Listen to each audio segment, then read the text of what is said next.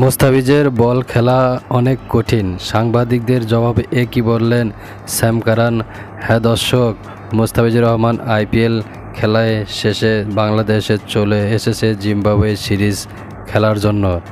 আগামীকাল পাঞ্জাব কিংস এবং চেন্নাই সুপার কিংসের খেলা রয়েছে।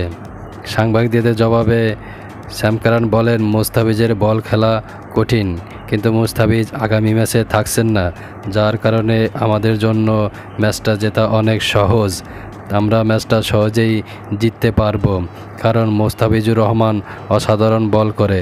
তার স্লোয়ার কাটার আমরা বুঝতে পারি না, যার কারণে আমাদের ম্যাচটা জেতা অনেক সহজ হবে। যেহেতু মুস্তাফিজ নাই, আমরা সহজেই ম্যাচটা জিতে যাব।